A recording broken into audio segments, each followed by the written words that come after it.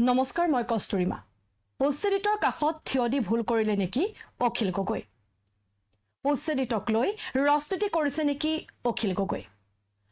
গগৈৰ ৰাজনৈতিক স্থিতি কি বিৰোধী ঐক্যত অখিল গগৈৰ ভূমিকা কি একেটা হৈছে শেহতীয়াকৈ ৰাজ্যৰ সচেতন মহলৰ মাজত বহু চৰ্চিত প্ৰশ্ন একমাত্ৰ ৰাজনৈতিক নেতা হিচাপে ধুবুৰী গোৱালপাৰাক উচ্ছেদিতৰ কাষত থিয় দিছিল অখিল গগৈ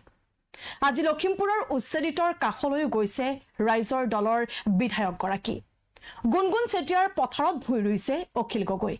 কিন্তু অখিল গগৈৰ এই সমস্ত কৰ্মকাণ্ডক লৈ ৰাজ্যজুৰি চলি আছে তীব্ৰ চৰ্চা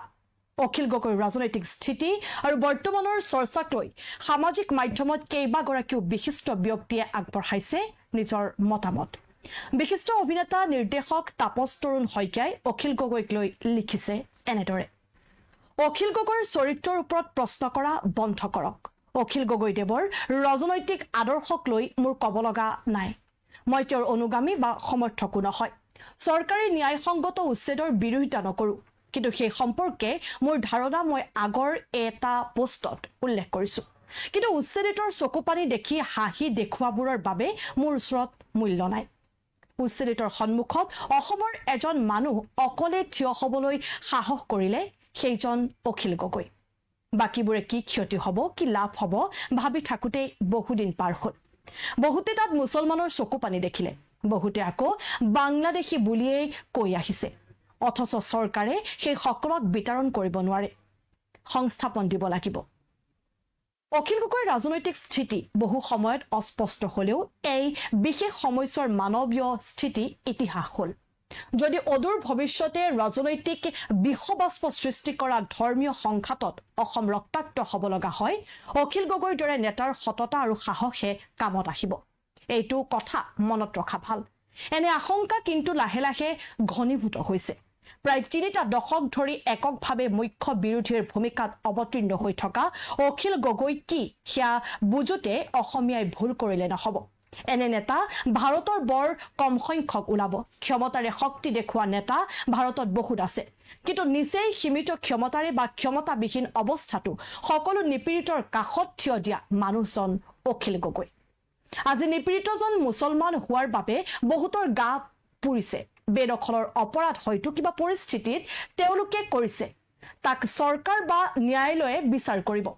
কিন্তু ঘৰখন হেৰুৱাই পোৱা কষ্টক দেখিছোঁ হিন্দু মুছলিম হোৱাৰ আগতে যিবোৰে নিজক মানুহ বুলি ভাবে তেওঁলোকে অন্তত হাঁহিব নোৱাৰে অখিল গগৈ শৰীৰ আৰু মনৰ মাজেৰে যিমান সংগ্ৰাম যিমান শাস্তি আৰু কষ্ট পাৰ হৈছে তাৰ হিচাপ নাই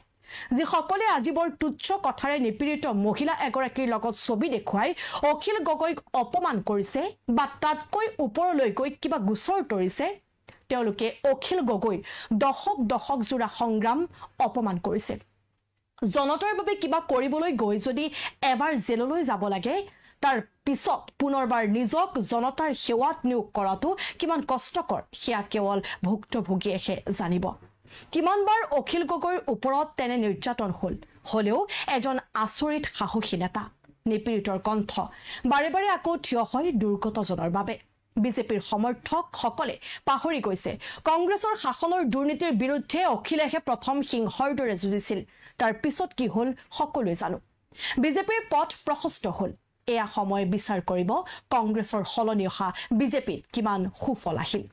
যেনেকৈ কংগ্ৰেছক ভুলৰ শাস্তি অসমৰ নাগৰিকে দিলে একেদৰে বিজেপিৰ ভুল শুদ্ধও সময়ে বিচাৰ কৰিব মাত্ৰ সলনি নহ'ব অখিল গগৈৰ ধাৰাবাহিক বিৰোধী স্থিতি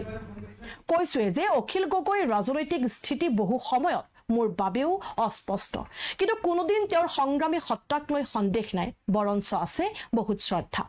ৰাজনৈতিক নেতা হিচাপে অখিল গগৈ সফল হওক বা নহওক এজন গণনেতা হিচাপে মানুহক ন্যায্যতা আৰু অধিকাৰৰ শিক্ষা দিয়াত অখিল গগৈৰ অৱদান সকলোতকৈ ওপৰত অসমীয়াত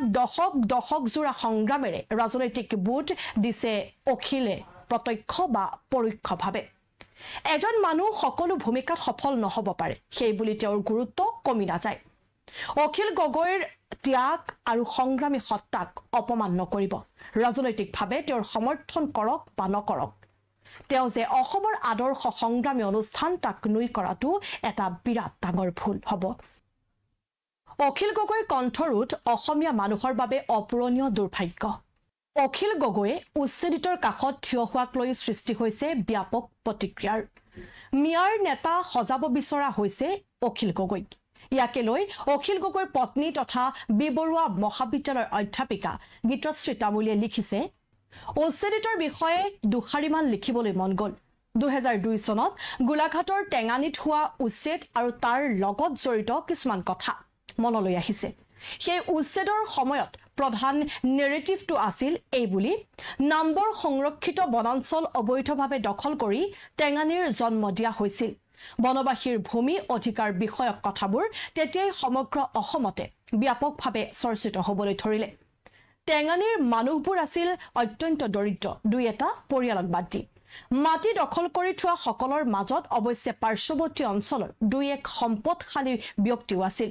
টেঙানীৰ নিষ্কিন মানুহ গোলাঘাট নগৰলৈ আন্দোলন কৰিবলৈ আহিলে সেই সময়ত সৃষ্টি হোৱা নেৰেটিভটো আছিল এনেধৰণৰ এই গাঁৱলীয়া অসভ্য মানুহবোৰে নগৰৰ পৰিৱেশ বিনষ্ট কৰিছেহি মনত পৰে গোলাঘাটৰ কুশলকৰ চিকিৎসালয়ত টেঙানীৰ এগৰাকী ৰোগীৰ বাবে কম্বল এখন দিয়াৰ দাবী কৰাৰ বাবে অখিল গগৈৰ বিৰুদ্ধে ডকাইতিৰ গোচৰ দিছিল তাত কৰ্মৰত মঙলদৈৰ ফালৰ এজন চৰকাৰী চিকিৎসকে সেইটোৱে আছিল মোৰ জীৱনত জনা প্ৰথমটো গোচৰ সেই সময়ত উচ্ছেদিত মানুহৰ লগত ভব্য গব্য সমাজৰ ব্যৱধানখিনি আছিল অৰ্থনৈতিক তথা শিক্ষা আদি সামাজিক মূলধনৰ যিজোপা গছৰ তলত আন্দোলনকাৰীসকল সাধাৰণতে আহি মাটিৰ অধিকাৰৰ বাবে ধৰ্ণা দিছিলহি সৌন্দৰ্যবৰ্ধন আঁচনি লৈ সেইজোপা গছৰ চৌপাশে বেৰা দি দিয়া হৈছিল সেই সময়তে পৰৱৰ্তী কালত আন্দোলনটো বৌদ্ধিক সমাজত কিছু চৰ্চিত হ'বলৈ ধৰাত অসমৰ এজন সুবিখ্যাত পৰিৱেশ কৰ্মীয়ে মাটিৰ অধিকাৰ বিচাৰি গোট খোৱা সভাত পৰিৱেশ ৰক্ষাৰ ডাঙৰ বেনাৰ এখন লগাই কেইখনমান ফটো তুলিছিলগৈ হয়তো আন্তৰ্জাতিক মঞ্চত নিজৰ প্ৰভাৱ দেখুৱাবলৈ ব্যৱহাৰ কৰা হ'ল ঘটনাক্ৰমে টেঙানীত কোনো ইছলাম ধৰ্মাৱলম্বী লোক নাছিল বংগমূলীয় বাদেই দিয়ক লেতেৰা অশিক্ষিত গা গোন্ধোৱা ফটা কাপোৰ পিন্ধা মানুহ দেখিলে আমাৰ দৰে শিক্ষিত মানুহবোৰৰ সঁচাই সমস্যা হয় সেগুণনকা শিশুক দেখিলেও স্বৰ্গীয় শৈশৱৰ অনুভূতি জাগিব নোখোজে এনেও লোক পেলনীয়া আৱৰ্জনাৰ দৰে ধৰ্ম ভাষাৰ বিভিন্নতাৰ প্ৰসংগবোৰ আছেই এনে বিভিন্নতাইটো আৰু বহু দূৰত্বৰ সৃষ্টি কৰে ঘৃণা আৰু উপমনৰ দুই এজন ব্যতিক্ৰম ওচৰৰ পৰা পাইছো তাৰে এজন অখিল গগৈ ৰাজনীতিবাদ মোৰ মনত এই কেইদিনমান চৰ্চিত হৈ থকা এজন দৰিদ্ৰতম কৃষকক সাৱটি ধৰা ফটোখন অখিলৰ জীৱনৰ এক যুগমীয়া ফটো বহু ভাবি চাইছো নিজকে সুধিছো এনে এখন ফটোৰ বিষয়বস্তু হ'বলৈ ইমান সুন্দৰতা মোৰ মনত আছেনে কেতিয়াও নাছিল নাই ফটোখন সাঁচি ৰাখিলো এয়া আছিল অখিল গগৈক লৈ দুগৰাকী ভিন্ন ক্ষেত্ৰৰ মানুহে লিখা দুটা পোষ্ট